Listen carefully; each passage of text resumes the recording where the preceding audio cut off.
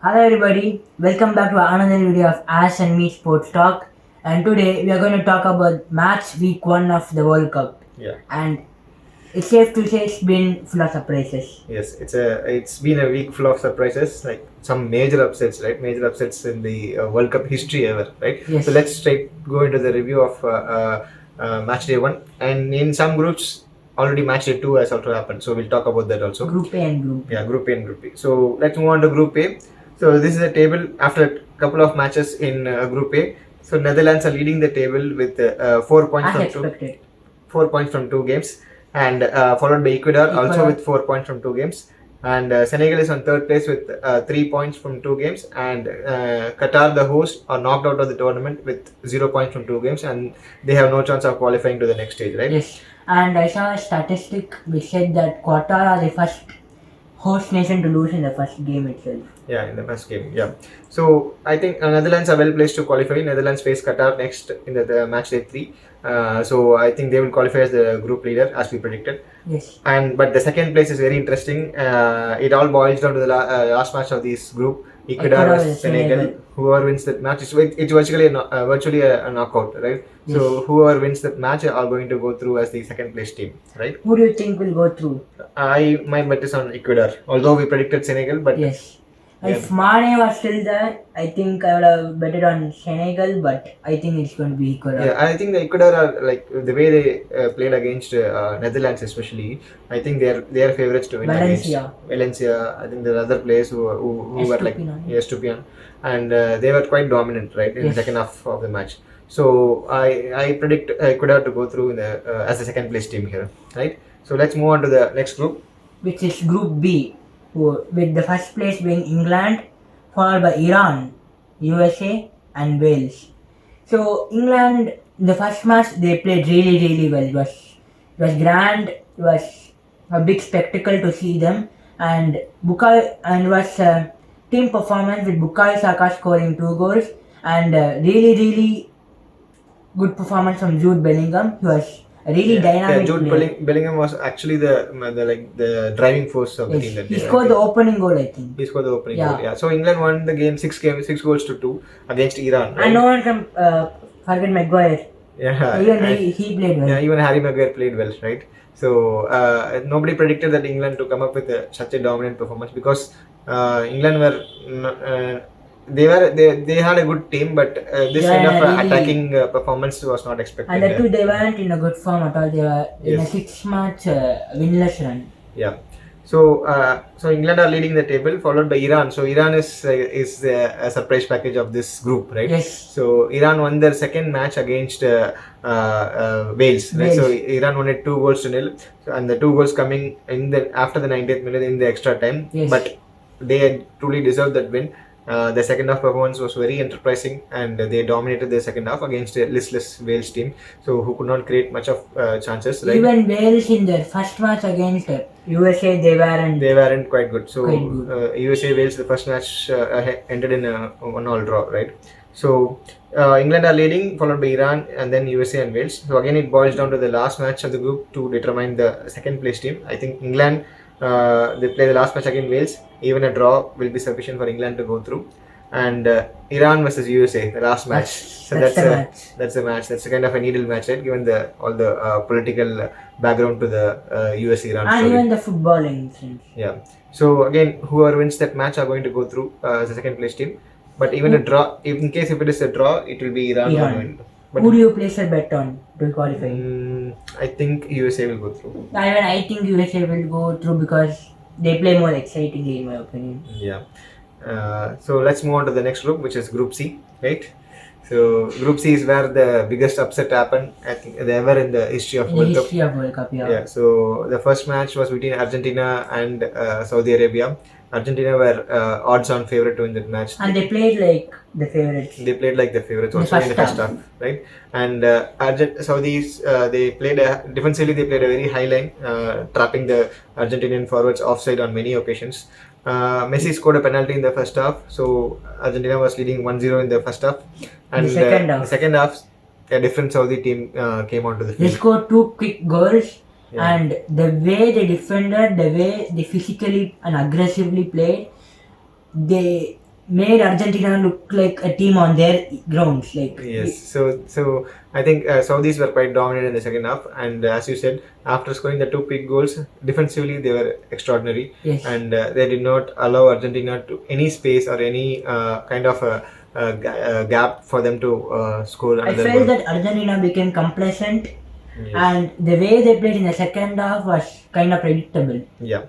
So let us look at the table for the Group C. So surprisingly, Saudi Arabia are leading with 3 points from the first game, and Poland and Mexico are second and third with 1 point each because their game ended in a draw.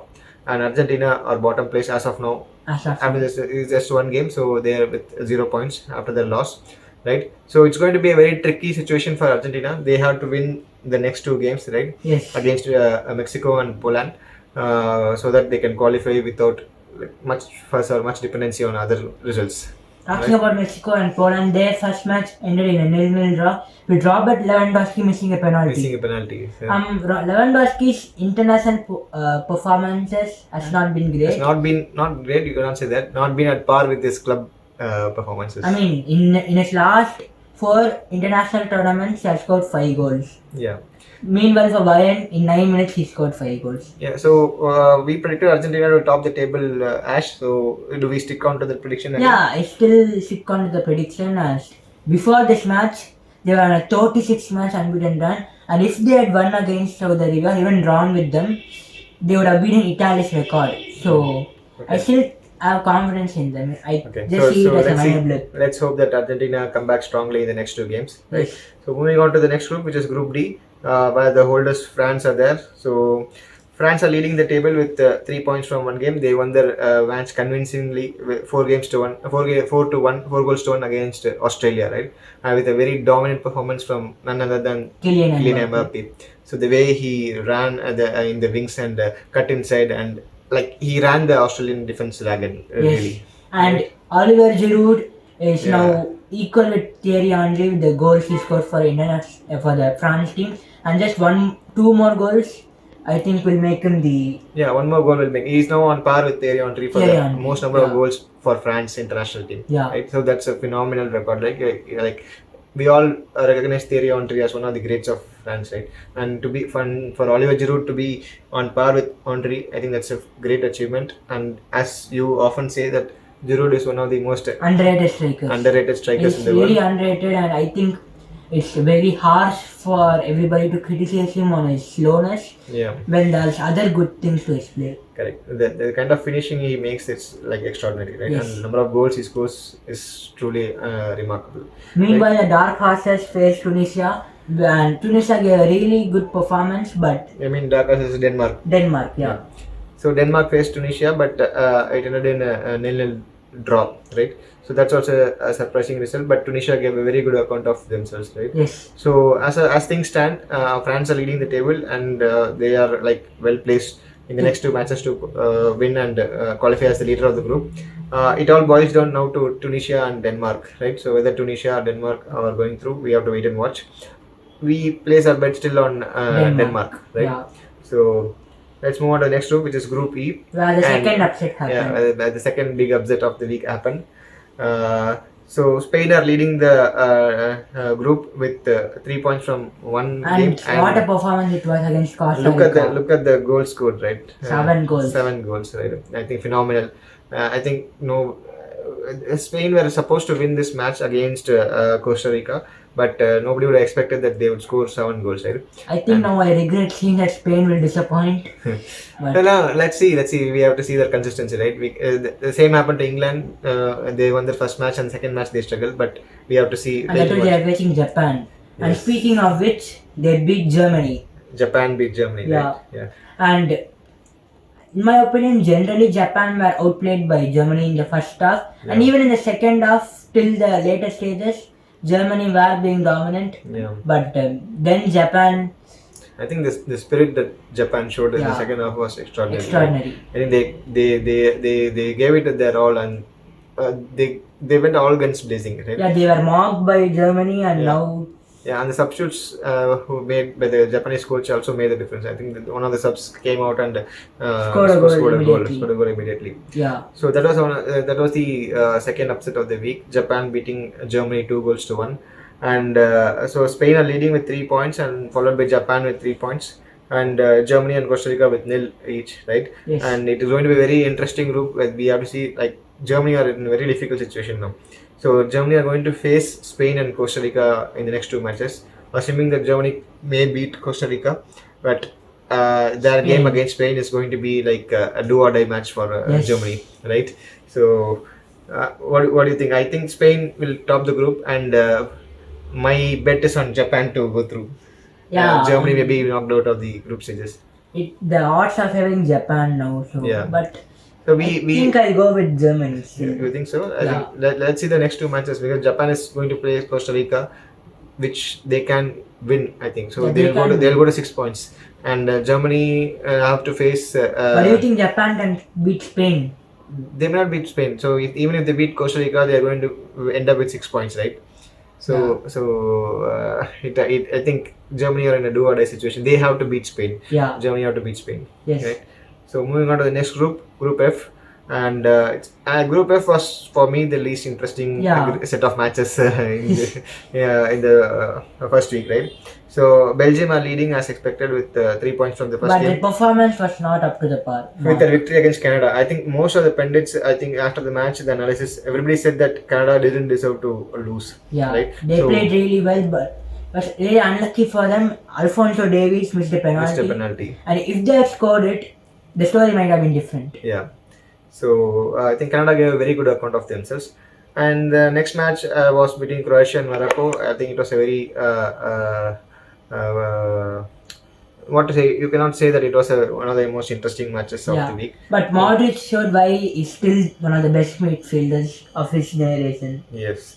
So Croatia and Morocco had a 0-0 draw, and sharing the points, right? It looks like this group will go as great. Yeah, so I think Belgium will go through, and followed by Croatia, right? And moving on to the next group, where we have the next big favorites, Brazil. Yeah. So Brazil faced Serbia. So the first match, Brazil faced Serbia, and for the first half, Brazil were not up to the mark, right? So it was like I was wondering whether we are going to get a goal at all in that match. But the second half, we had the actual Brazil in the field. Yes. So it was a pure beautiful football to see, and the samba flair which Brazil are supposed to exhibit was on full display. Richarlison scored a brace. Yes. And that performances prove why they are the favorites. Yeah. But it isn't all good news for them though. Yeah. Neymar is ruled out for the rest of the group stage. Only the group stage. He will be back for I doubt whether he will be playing in any part, because I think that injury looked very bad. Did you look at the photos? Like the ankle was swollen very badly. Yeah. I think they might be keeping him for like just the motivation factor, right? But I don't think he will play. It just came out that he'll be back for the knockout stage. Let's see. Right, so Brazil are leading with 3 points, and the match between Switzerland and Cameroon, Switzerland won the match, I think, and Switzerland placed second with 3 points also. So as predicted, I think I predicted Brazil and Switzerland to go through, right? I think you predicted for Serbia. I still think Serbia can go through. I mean, Serbia faced Brazil and just too good. And Serbia. Meanwhile, Switzerland faced Cameroon. Yes, Serbia needs to beat Switzerland. The match between Switzerland and Serbia is going to be interesting. Yeah. Right. So let's move on to the last group, Group H, which are a really interesting match. Yeah, I think it's one of the best matches of the week, which is between Portugal and Ghana. Right. So Portugal won the match 3-2, but I think they were given a run for the money by the Ghana team. Yeah. Right. I think they were like slightly undeserved. It should have been a draw. I don't think that the first penalty that Ronaldo scored should have been given. It was a very soft penalty, right? So Portugal were really lucky, but their attacking play was good. Bruno Fernandes and Joao Felix were even in the friendly game before the World Cup. Fernandes was amazing, and in this game he had 2 assists. Yes, but I wouldn't say the same of Ronaldo, because Ronaldo's performance was good but not spectacular. Right? Yeah, but I think now that he's out of United, a whole, I don't know, sort of burden, I don't know, will be lifted and we can play more freely now, like the old CR7. Yes. So Portugal are leading with 3 points. And the match between South Korea and Uruguay was interesting. It ended again in a 0-0 draw. So both the teams sharing the points. And for the person sitting to my right is one of his favorites, who is supposed to go till the quarterfinals or even semi-finals, right? So Uruguay. What do you say, Ash? No? I mean, Portugal So Uruguay won 3-2 against Ghana. 3-2. Just a slender win. Yeah. For Uruguay to go through, they need to beat Portugal. They are just almost won against Ghana. Who says Uruguay are almost not equal? They're still a good team, right? Good team, right? So let's see. So it's going to be an interesting group again. I still stick to my prediction that Uruguay will top the group. Top the group? Yeah, I still stick to it. Okay, let's see. I don't know about top the group, but I still think we can qualify. Okay, so let's see. Right, so that's the end of the points table, right? So it's been an interesting week one. So let's look at some of the best moments or what do you think is the best goal of the week so far? I mean, it's really easy. I think it's Richarlison's goal against Serbia, the bicycle kick. Yes. And first when Richarlison got picked, I was not satisfied, but I think he played really well. Yeah, but that goal was really good, the bicycle kick. Yes, for me also, Richarlison's second goal, right, bicycle kick, gets the best goal of the week, right? Yes. And moving on to the best match of the first week. This is tough because I think there are many interesting matches, but I'm going for Germany and Japan as my match of the week. Yes. I would have picked Argentina, Saudi Arabia, but I think it's more of an upset than an interesting match. Yeah, you're right. I think I had two matches actually. One is, as you said, Japan vs Germany, and second was Portugal vs Ghana. Right? Yeah. So I'm going to go with Portugal vs Ghana. I think as the best match of the tournament. I think you remember that the last I think in the injury time, the Portuguese goalkeeper actually dropped the ball in front of it, and the Ghana player, I'm not sure of who it was. He just was about to take it. He just slipped in the end. Otherwise, it would have been a 3-all draw. And it would have been an iconic goal. Iconic moment of the World Cup. Yeah. Right? So I'm going for Portugal vs Ghana, right? I'm going for Germany vs Japan because it's a bit of both. I think it was a really interesting match combined with a big upset. Yeah. That's right. And of course, the upset of the week is we don't need to discuss. Yeah, we don't need to discuss. Saudi Arabia beating Argentina.